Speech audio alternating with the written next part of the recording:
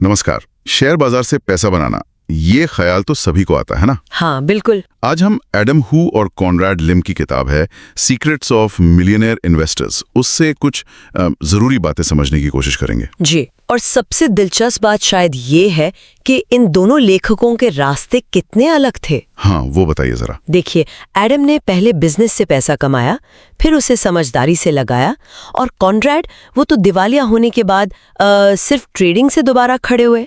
बिल्कुल अलग कहानियां। बिल्कुल।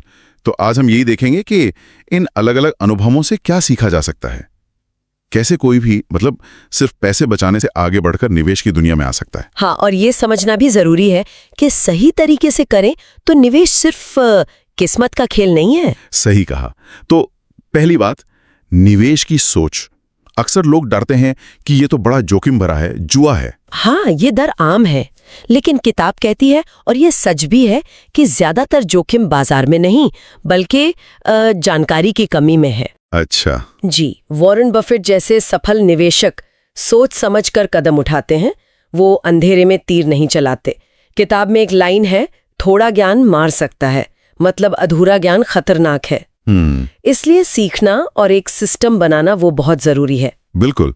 आरम खू ने भी अपना किस्सा बताया है ना किताब में, कैसे शुरू में उन्होंने टिप्स पर पैसे लगाकर गंवा दिए थे। हाँ बिल्कुल, वो सीधे सीधे ज्ञान की कमी का नतीजा था, और कॉनराड को भी शुरू में नुकसान हुआ था। अच्छा। जब तक उन्होंने ठीक से सीखा नहीं, अनुशासन नहीं अपनाया। तो सबक साफ है, डर या लालच जैसी भावनाओं से ऊपर उठकर सीखने पर और नियमों पर ध्यान देना। ठीक है, तो सीखना और अनुशासन तो हो गया बेस जी, पर निवेश करें कैसे, क्या खरीदें क्या बेचें। किताब में अलग अलग रणनीतियों की बात है। जी हाँ, और यहीं पर यह बात आती है कि सबके लिए एक ही रास्ता नहीं होता। एक तरीका है वैल्यू इन्वेस्टिंग, जो वॉरेन बफेट करते हैं। बिल्कुल। इसका सीधा सा फंडा है, ऐसी कंपनियां ढूंढो जिनकी बुनियाद मजबूत हो, मतलब जो लगातार मुनाफा कमा रही हो, जिनका नाम हो, ब्रांड अच्छा हो, जैसे किताब में वॉलमार्ट या नाइकी का उदाहरण है। ओके, तो अच्छी कंपनी पहचान ली, फिर इंतजार करना होता है। इंतजार किस बात का?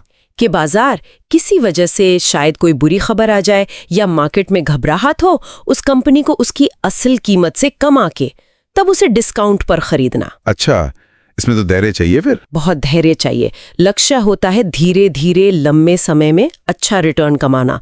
जैसे किताब में शायद 15-25% सालाना का जिक्र है। ये शायद एडम खू जैसे लोगों के लिए सही है जिनका पैसा पहले से बना हुआ है। दिलचस्प, छुपे हुए हीरे ढूंढने जैसा। लेकिन वो जो कॉनराड की कहानी थी, तेज रिटर्न वाली, जो शून्य से शुरू कर रहे थे, वो तो कुछ अलग होगा। हाँ, वो बिल्कुल अलग है। उसे कहते हैं मोमेंटम इन्वेस्टिंग। मोमेंटम मतलब उन शेयरों पर फोकस करना जो पहले से ही तेजी से ऊपर जा रहे हैं, अक्सर किसी खबर की वजह से या कोई सेक्टर हॉट चल रहा हो, जैसे गूगल जब शुरू में बढ़ा था। अच्छा, इसमें तो रिटर्न जल्दी मिल सकता है। हाँ, रिटर्न बहुत तेज मिल सकता है। किताब में तो महीनों में 20 से 300% तक का जिक्र है। लेकिन जोखिम भी उतना ही ज्यादा है। क्यों? अगर शेयर ऊपर जा ही रहा है तो जोखिम क्यों? क्योंकि ऐसे शेयर अक्सर अपनी असल कीमत से बहुत ज्यादा ओवर वैल्यूड हो जाते हैं। हवा का रुख बदलते ही ये उतनी ही तेजी से गिर भी सकते हैं। ओह अच्छा। इसलिए इसमें टाइमिंग बहुत जरूरी है, कब घुसना है, कब निकलना है, और इसके लिए बाजार के ट्रेंड्स का गहरा विश्लेषण, जिसे टेक्निकल एनालिसिस कहते हैं, वो चाहिए। और साथ में कड़ा अनुशासन। जैसे ही नुकसान होने लगे तुरंत बेच दो। किताब 10% स्टॉप लॉस की बात करती है। ये शायद कॉनराड जैसे किसी के लिए जरूरी था जिसे जल्दी पैसा बनाना था। समझ गया। तो चाहे वैल्यू हो या मोमेंटम, फंडा ये है कि पैसा आपके लिए काम करे, और इसमें समय का रोल बड़ा है शायद। बिल्कुल, असली जादू समय के साथ आता है, कंपाउंडिंग का जादू, चक्रवृद्धि ब्याज वाला। हाँ जी। किताब में एक उदाहरण है कि अगर कोई हर महीने थोड़ी सी रकम, मान लीजिए $300, लगातार निवेश करे और उसे बाजार का औसत रिटर्न भी मिले, जैसे अमेरिका के S&P 500 का करीब 12% सालाना रहा है ऐतिहासिक रूप से, हाँ, तो कुछ दशकों में वो छोटी सी रकम भी लाखों में बदल सकती है। ये दिखाता है कि जल्दी शुरू करना और टिके रहना कितना जरूरी है। तो कुल मिलाकर बचत करने वाले से निवेशक बनने के लिए सीखना होगा, अपने लिए सही तरीका चुनना होगा, जैसे एडम और कॉनराड ने अपने अपने हिसाब से चुना, और फिर अनुशासन से उस पर चलना होगा। बिल्कुल सही।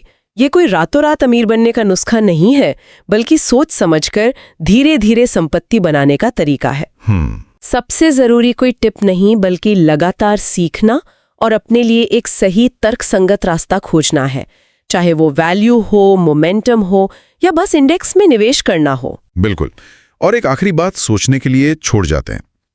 किताब कहती है कि अपने सर्कल ऑफ कॉम्पिटेंस यानी अपनी समझ के दायरे में निवेश करना चाहिए। हाँ, ये बहुत जरूरी है।